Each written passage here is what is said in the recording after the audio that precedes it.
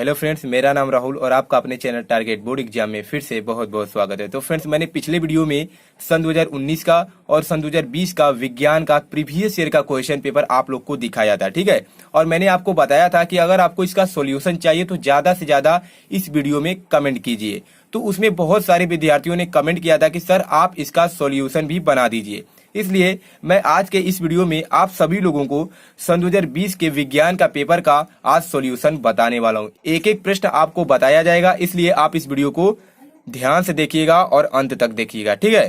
Paper में आपको 3 घंटे 15 मिनट का समय दिया जाएगा और 15 मिनट आपको पेपर को अच्छे से पढ़ने के लिए दिया जाता है। तो आपको पेपर सबसे पहले निर्देशों को अच्छे से पढ़ लेना है, एक एक निर्देश को आप अच्छे से पढ़ लीजिएगा, ठीक है। और 3 घंटे में आपको अपना पेपर सॉल्व करना होता है, ठीक है। तो चलिए हम पहला क्वेश्चन देख लेते हैं। तो पहला जो हमारा खंड क है, खंड क में जो क्वेश्चन पूछा जाता है वो होता है फिजिक्स से, किससे? भौतिक विज्ञान से क्वेश्चन पूछा जाता है। तो इसमें पहला प्रश्न है कि किसी दर्पण के सामने किसी वस्तु को रखने पर उसका प्रतिबिंब वास्तविक, उल्टा व आकार में कुछ छोटा बनेगा। तो वह कौन सा दर्पण है? ऑप्शन है उत्तल दर्पण, अवतल दर्पण, समतल दर्पण या इनमें से कोई नहीं। तो इसका जो करेक्ट आंसर है वह है अवतल दर्पण। कौन सा दर्पण होगा? तो वह अवतल दर्पण होगा, ठीक है। यह क्वेश्चन बहुत ही ज्यादा मोस्ट आईएमपी है बोर्ड एग्जाम के लिए। अगला प्रश्न है हमारा कि एक लेंस के सामने रखी किसी वस्तु का प्रतिबिंब उसी लेंस से वस्तु की अपेक्षा 3 गुनी दूरी पर बनता है, प्रतिबिंब का आवर्धन है। करेक्ट आंसर हो जाएगा 3 गुना है तो प्रतिबिंब का जो आवर्धन भी होगा वह कितना होगा? 3 ही होगा, ठीक है। अगला प्रश्न है हमारा कि किसी विद्युत परिपथ में बहने वाली विद्युत धारा का मात्रक होता है। बहुत ही ज्यादा इजी क्वेश्चन है, एम्पियर होता है। क्या होता है? एम्पियर होता है, ठीक है। अगला प्रश्न है हमारा कि परिवर्तनशील चुंबकीय क्षेत्र के कारण किसी चालक में उत्पन्न प्रेरित विद्युत धारा की दिशा का आकलन निम्नलिखित नियम से किया जा सकता है। दाएं हाथ के अंगूठे का नियम, या ओम का नियम, या फ्लेमिंग के बाएं हाथ का नियम, या फ्लेमिंग के दाएं हाथ का नियम। तो करेक्ट आंसर हो जाएगा फ्लेमिंग के दाएं हाथ का नियम, ठीक है। यह क्वेश्चन भी मोस्ट आईएमपी है, जो आप लोग जरूर नोट कर लीजिएगा। अगला प्रश्न है हमारा दूसरे का क नंबर है कि एक पारदर्शी कांच से बने घनाकार गुटके जिसकी प्रत्येक भुजा 4 सेंटीमीटर है की तली पर स्थित एक काले बिंदु की आभासी गहराई की गणना कीजिए, जबकि कांच का अपवर्तनांक 1.6 है। तो इस पेपर में आपको जितना भी क्वेश्चन देखने को मिलेगा, जितना भी ये न्यूमेरिकल वाले क्वेश्चन है, सभी क्वेश्चन आपको बताया जाएगा, ठीक है। तो चलिए हम लोग पहला देख लेते हैं कि एक पारदर्शी कांच से बने घनाकार गुटके जिसकी प्रत्येक भुजा 4 सेंटीमीटर है की तली पर स्थित एक काले बिंदु की आभासी गहराई की गणना कीजिए, जबकि कांच का अपवर्तनांक 1.6 है, ठीक है। तो यहाँ पर आप देख सकते हैं, यहाँ पर मैंने क्वेश्चन लिख लिया है। यहाँ पर पहले जो जो दिया है उसे लिख लेते हैं। तो इसमें जो जिसकी प्रत्येक भुजा 4 सेंटीमीटर है, तो इसमें जो वास्तविक गहराई दिया है क्वेश्चन में, ठीक है, उसको आपको लिख देना है। तो वास्तविक गहराई क्या दिया है? वास्तविक गहराई, ठीक है। इसकी जो वास्तविक गहराई है वह कितना दिया है? वह दिया है 4 सेंटीमीटर। कितना है? 4 सेंटीमीटर, ठीक है। आगे है कि की तली पर स्थित एक काले बिंदु की आभासी गहराई की गणना कीजिए। आभासी गहराई आपको बताना है कि आभासी गहराई इसकी कितनी है, जबकि कांच का जो अपवर्तनांक है वह कितना है? 1.6 है, ठीक है। अपवर्तनांक कितना है? 1.6 अपवर्तनांक। तो यहां से जो अपवर्तनांक दिया है वह है 1.6। तो इसमें मैं आपको एक सूत्र बताने वाला हूं जो कि आपके एनसीईआरटी के किताब में भी नहीं मिलने वाला है, इसलिए आप सभी इस सूत्र को अच्छे से याद कर लीजिएगा। सूत्र होता है कि अपवर्तनांक बराबर होता है, यह सूत्र बहुत ही ज्यादा मोस्ट आईएमपी है, ठीक है। अपवर्तनांक बराबर होता है वास्तविक गहराई अपॉन आभासी गहराई। क्या होता है? वास्तविक गहराई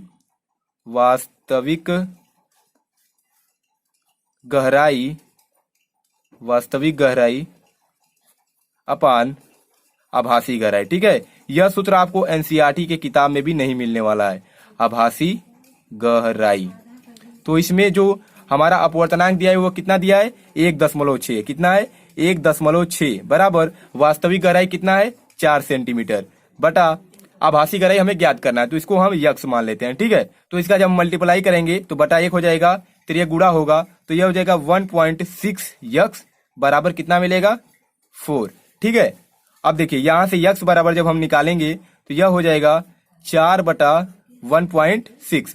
10 से गुणा करेंगे, गुणे 10, नीचे भी 10 से गुणा, तो यहां से मिलेगा हमें यक्स बराबर ये हो जाएगा 40 और ये हो जाएगा 16। 8 से काटेंगे तो यहां से हो जाएगा 8 5 40 और 8 दूना सॉरी यहाँ पर 5 रहेगा, 8 5 40 और यहाँ हो जाएगा 8 दूना 16। इसको काटेंगे तो मिलेगा 2.5 सेंटीमीटर। तो जो उसकी आभासी गहराई निकल कर आई वो कितनी है? 2.5 सेंटीमीटर। तो इस क्वेश्चन को आप अच्छे से देख लीजिए और इस सूत्र को जल्द से जल्द याद कर लीजिए, क्योंकि इस पर क्वेश्चन आएगा और यह जो सूत्र है ये आपको एनसीईआरटी के किताब में भी नहीं मिलने वाला है। ठीक है, तो यह क्वेश्चन बहुत ही ज्यादा मोस्ट आईएमपी बोर्ड एग्जाम के लिए। अगला प्रश्न जो हमारा है वह है कि एक उत्तल लेंस की फोकस दूरी 20 सेंटीमीटर है, इसकी क्षमता की गणना कीजिए। बहुत ही ज्यादा इजी है, लिए इसको भी सॉल्व कर लेते हैं। तो यह क्वेश्चन है कि एक उत्तल लेंस की फोकस दूरी 20 सेंटीमीटर है, इसकी क्षमता की गणना कीजिए। उत्तल लेंस की फोकस दूरी दिया है, कितना दिया है? एफ बराबर जो हमें दिया है वह है 20 सेंटीमीटर। ठीक है, और क्या पता करना है? इसकी क्षमता यानी कि P का मान हमें ज्ञात करना है। और हम जानते हैं कि P बराबर क्या होता है? P बराबर होता है 1/f, जबकि f किस में होना चाहिए? मीटर में होना चाहिए। ठीक है, तो इसको हमको पहले मीटर में बदल लेना है।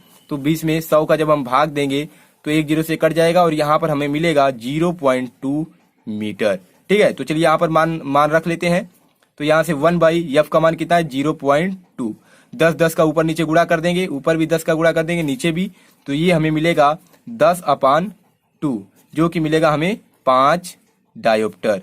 ठीक है, 5 डायोप्टर। तो इसमें जो P का मान है वह है 5 डायोप्टर। बहुत ही ज्यादा इजी क्वेश्चन है, यह बोर्ड एग्जाम में 2 नंबर का पूछा जाता है, इसलिए आप इसे भी जरूर तैयार कर लीजिएगा। अगला प्रश्न है जो पेपर में वह है यहाँ पर कि एक विद्युत परिपथ के किसी चालक में बहने वाली विद्युत धारा का मान 10 एम्पियर है प्रति सेकेंड, इससे बहने वाले इलेक्ट्रॉनों की संख्या की गणना कीजिए। एक इलेक्ट्रॉन पर जो आवेश है वह है 1.6 गुणे 10⁻⁻19 कूलाम। ठीक है, यह क्वेश्चन भी ज्यादा कठिन नहीं है। ठीक है, तो यह क्वेश्चन है कि एक विद्युत परिपथ के किसी चालक में बहने वाली विद्युत धारा का मान 10 एम्पियर है। 10 एम्पियर जो धारा का मान दिया, आई बराबर कितना दिया है? तो आई बराबर हमें दिया है 10 एम्पियर। ठीक है, कितना दिया है? आई बराबर 10 एम्पियर। आई बराबर जो दिया है वह है 10 एम्पियर। पहले आपको क्वेश्चन में जो जो दिया है आपको लिख लेना है। आई बराबर 10 एम्पियर प्रति सेकेंड, यानी टी का मान प्रति सेकेंड का मतलब हर 1 सेकेंड पर, यानी टी का मान 1 सेकेंड। ठीक है, आगे दिया है इससे बहने वाले इलेक्ट्रॉनों की संख्या की गणना कीजिए, यानी हमें यन का मान ज्ञात करना है। किसका मान ज्ञात करना है? यन का मान ज्ञात करना है। जबकि एक इलेक्ट्रॉन पर जो आवेश है यानी क्यू का मान दिया है, जो एक इलेक्ट्रॉन पर जो आवेश है वह है 1.6 गुणे 10⁻⁻19 कूलाम। तो सारे मान दे दिए हैं, बस हमें सूत्र याद होना चाहिए। तो एक सूत्र आप लोग जानते होंगे, आई बराबर होता है Q/T। ठीक है, आई बराबर क्या होता है? Q/T। और Q बराबर आप लोग जानते हैं क्या होता है? N/Q बराबर होता है N/, ये T दिया है। तो यहां से एक सूत्र निकल कर आ जाएगा, आई बराबर N/T। ठीक है, तो इस सूत्र से आप यन का मान ज्ञात कर सकते हैं, क्योंकि आई का मान भी दे दिया है, टी का मान भी दे दिया है, ई का मान भी दे दिया है। यहाँ पर इलेक्ट्रॉन रहेगा, ये इलेक्ट्रॉन पर आवेश है। ठीक है, तो इलेक्ट्रॉन की जो संख्या है, ठीक है, ई का मान भी दे दिया है और आपको यन का मान ज्ञात करना है। तो यहाँ से आई का मान हो जाएगा 10 बराबर यन का मान ज्ञात करना है, गुणे ई का मान कितना है? 1.6 गुणे 10⁻⁻19 कूलाम है, अपान टी का मान 1 सेकेंड। तो यह गुणा होगा तो ये 10 से कम 10 हो जाएगा। तो यन बराबर प्राप्त होगा हमें, यन बराबर ये 10 ऊपर रहेगा और ये नीचे आ जाएगा, 1.6 हो जाएगा गुणे 10⁻⁻19 इलेक्ट्रॉन। ठीक है, और इसको आप लोग आगे सॉल्व कर लीजिएगा, जितना भी आपका आंसर आएगा वही आपका आंसर होगा। यन बराबर 10/1.6 गुणे 10⁻⁻19 कूलाम। ये 10⁻⁻19 ऊपर चला जाएगा तो 10⁻19 हो जाएगा और 10 में आप 1.6 का भाग दे दीजिएगा, जितना भी आंसर आएगा उतने ही इलेक्ट्रॉन की संख्या होंगे। ठीक है, तो चलिए अगला प्रश्न देखते हैं। तो अगला जो प्रश्न है वह है, यहाँ पर देख सकते हैं, तीसरे का क। तो तीसरे का क क्वेश्चन में 2 क्वेश्चन दिया है। अगर आपको यह आ रहा है तो इसको कर सकते हैं, अथवा में यह आ रहा है तो इसको भी कर सकते हैं। तो हम लोग इसको करने वाले हैं, क्योंकि हमें यह ज्यादा इजी दिख रहा है।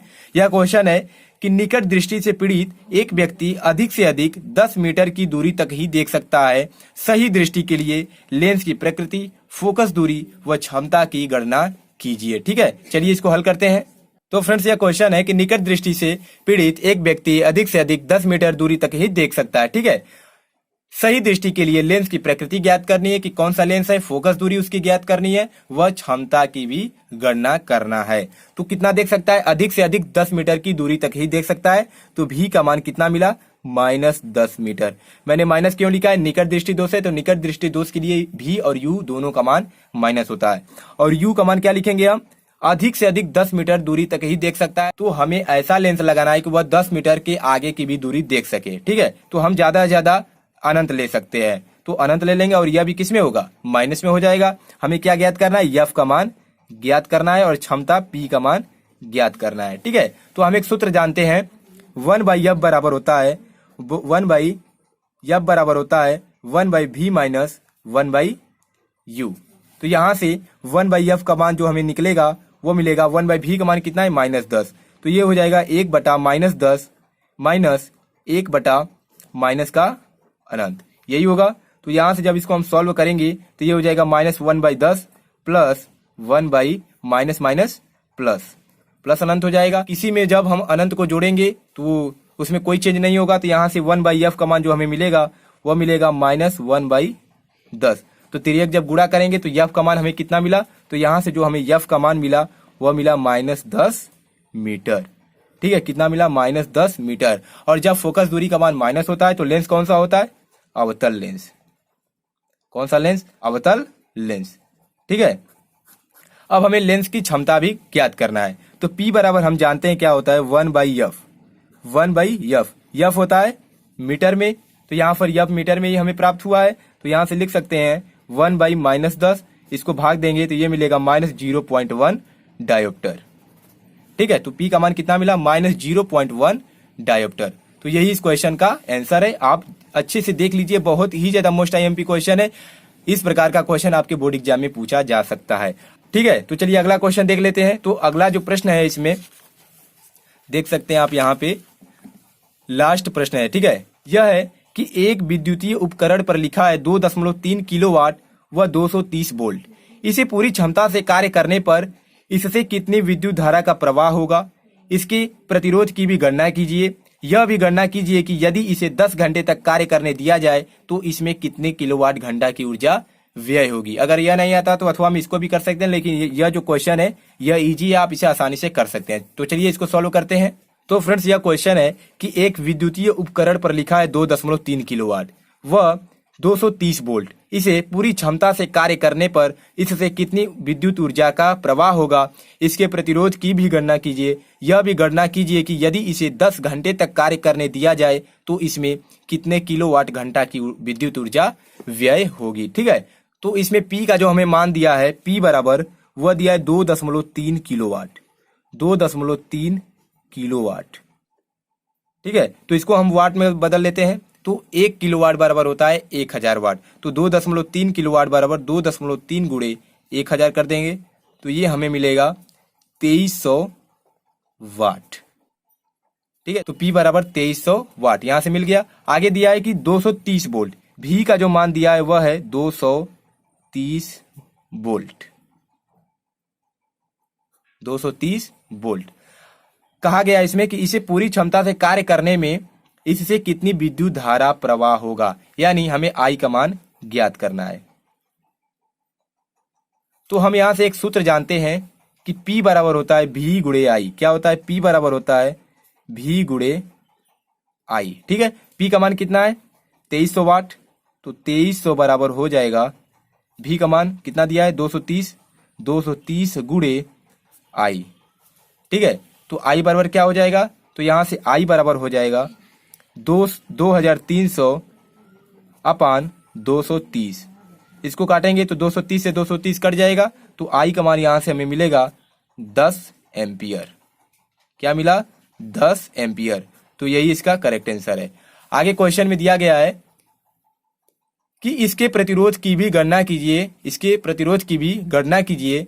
यह भी गणना कीजिए कि यदि इसे 10 घंटे तक कार्य करने दिया जाए तो इसमें कितने किलोवाट घंटा की ऊर्जा व्यय होगी। तो प्रतिरोध की भी हमें गणना करना है। प्रतिरोध का मतलब R बराबर हमें ज्ञात करना है। तो R का मान कितना होगा, R बराबर हमें ज्ञात करना है। तो अगर आप लोग ओम का नियम पढ़े होंगे तो उसमें एक सूत्र आया होगा, V बराबर I गुणे R, V बराबर I गुणे आर। ठीक है, भी का मान है 230, तो 230 बराबर आई का मान 10 हो गया, आर हमें ज्ञात करना है। तो यहां से आर का मान निकल जाएगा, आर बराबर 230 अपान 10, क्या मिलेगा 23 ओम। ठीक है, कितना मिला 23 ओम। तो यहां से आर का मान जो हमें प्राप्त हुआ वह है 23 ओम। ठीक है, और जो इसमें लास्ट क्वेश्चन पूछा गया है वह है कि इसमें कितने किलोवाट घंटा की ऊर्जा व्यय होगी, यानी एनर्जी पूछा गया है। क्या पूछा गया है, एनर्जी। तो यहां से एनर्जी भी हम ज्ञात कर लेते हैं यहां पर। तो यहां से ई बराबर होता है, एनर्जी ई बराबर होता है पी गुणे टी। क्या होता है, पी गुणे टी। ठीक है, तो यहां से पी का मान कितना दिया है, 2300 है, 2300 गुणे टी का मान कितना दिया है। इसमें क्वेश्चन में दिया गया है कि यदि उसे 10 घंटे तक कार्य किया जाए, यदि उसे 10 घंटे तक कार्य करने दिया जाए। ठीक है, तो टी का मान इसमें जो दिया है वह है 10 घंटे। कितना दिया है, 10 घंटे। तो 2300 गुणे 10 बराबर कितना मिला, 23,000 वाट घंटा। इसको किलोवाट घंटा में बदल लेते हैं तो 1000 का भाग देंगे तो 23,000 अपान 1000 हो जाएगा। तो यहां से 3 जीरो से 3 जीरो कैंसिल हो जाएगा, बराबर 23 किलोवाट घंटा। यह मिला व्यय ऊर्जा। ठीक है, क्या है, व्यय ऊर्जा। तो पहला आंसर आई बराबर 10 एम्पियर, दूसरा है आर बराबर 23 ओम, और तीसरा है ई बराबर 23 किलोवाट घंटा। तो यह क्वेश्चन थोड़ा लंबा है लेकिन बहुत ही ज्यादा इजी क्वेश्चन है, आप इसे आसानी से कर सकते हैं। अगला प्रश्न है, इसमें जो दिया है वह है, तो आप देख सकते हैं इसमें सारा क्वेश्चन खत्म हो गया। ठीक है, तो इसकी अपेक्षा आप इसे करेंगे तो अच्छा है, क्योंकि यह क्वेश्चन आप कर सकते हैं। अगला जो इसमें प्रश्न है वह दिया गया है चौथा नंबर, संलग्न विद्युत परिपथ में प्रतिरोधक R1 बराबर R2 बराबर R3 बराबर 30 ओम। तो यह जो क्वेश्चन है यह थोड़ा लॉन्ग क्वेश्चन है, तो इसको हम अगले वीडियो में देखेंगे और बहुत ही विस्तार से मैं आपको बताऊंगा और आपको ट्रिक से बताऊंगा कि आप इसे कैसे हल कर सकते हैं, जिससे आपको पूरे के पूरे नंबर मिल जाएंगे। ठीक है, अथवा हम इसको कर सकते हैं कि विद्युत जनित्र किस सिद्धांत पर कार्य करता है, नामांकित चित्र बनाकर इसकी कार्यविधि समझाइए। यह भी क्वेश्चन आपको उसी समय बताया जाएगा। अब आता है खंड ख, जिसमें आपको रसायन विज्ञान से क्वेश्चन पूछा जाएगा। इसमें पहला क्वेश्चन है कि एथिल एल्कोहल का आईयूपीएसी नाम है, बहुत ज्यादा इजी है, क्या हो जाएगा, एथेनॉल। ठीक है, अगला प्रश्न है इसमें कि क्षारीय विलयन का पीएच मान होता है, वह होता है 7 से अधिक। क्षारीय विलयन का पीएच मान 7 से अधिक होता है। श्याम श्वेत फोटोग्राफी में प्रयुक्त होती है एजीसीएल। क्या होती है, एजीसीएल। अगला है कि जिंक धातु के कार्बोनेट अयस्क से धातु निष्कर्षण का रासायनिक समीकरण देते हुए वर्णन कीजिए। तो ये जितने भी लघु उत्तरीय प्रश्न हैं, ठीक है, 6वें का क हो गया, ख हो गया, ग हो गया, 7वें का क ख, और 8वें का जो लॉन्ग क्वेश्चन है एथेनोइक अम्ल के 3 रासायनिक गुणों का रासायनिक समीकरण एवं एक एक उपयोग भी लिखिए। ये सभी क्वेश्चन आपको अगले वीडियो में बताया जाएगा। ठीक है, ये सारे क्वेश्चन जितने भी क्वेश्चन है थ्योरी वाले, ये सभी क्वेश्चन आपको अगले वीडियो में बताया जाएगा। खंड ग है जीव विज्ञान। इसमें पहला क्वेश्चन है कि मनुष्य के हृदय में कोष्ठों की संख्या होती है, तो वो होती है 4। कितनी होती है, तो मनुष्य के हृदय में कोष्ठों की संख्या 4 होती है। अगला प्रश्न है कि द्वार कोशिकाएं होती है। दूसरा क्वेश्चन और तीसरा क्वेश्चन, पौधों में कायिक प्रवर्धन के लिए कौन सा भाग अधिक अनुकूल है। आपको इन दोनों का आंसर कमेंट बॉक्स में लिखना है। अगर आपको नहीं आएगा तो मैं अगले वीडियो में इन दोनों प्रश्नों का उत्तर आपको बता दूंगा। ठीक है, अगला प्रश्न है कि जाइगोट में गुणसूत्रों की संख्या होती है, तो वह होती है 2x। कितनी होती है, जाइगोट में गुणसूत्रों की संख्या 2x होती है। ठीक है, अगला प्रश्न है इसमें भी जितने सारे लघु उत्तरीय प्रश्न है, जैसे जीवाश्म को परिभाषित कीजिए एक उदाहरण के साथ, उसके महत्व को समझाइए, वायवीय एवं अवायवीय श्वसन में अंतर लिखिए, वन्य प्राणियों पर संक्षिप्त टिप्पणी लिखिए। तो ये जितने क्वेश्चन आपको दिख रहे हैं, लघु उत्तरीय प्रश्न, दीर्घ उत्तरीय प्रश्न, ये सभी आपको अगले वीडियो में बताया जाएगा, क्योंकि यह थ्योरी वाले प्रश्न है। अगर मैं इसको अभी बताऊंगा तो बहुत ही ज्यादा वीडियो लंबी हो जाएगी, इसलिए आपको यह सभी क्वेश्चन आपको अगले वीडियो में बताया जाएगा। इसमें मैंने आपको ज्यादा से ज्यादा न्यूमेरिकल्स बताया है, जिसे आप लोग अच्छे से दोहरा लीजिएगा, अच्छे से समझ लीजिएगा। अगर आपको उसमें कोई भी प्रॉब्लम आई है तो कमेंट बॉक्स में जरूर कमेंट कर दीजिएगा। ठीक है, तो चलिए मिलते हैं नेक्स्ट वीडियो में। Thanks for watching this video. जय हिंद, जय भारत।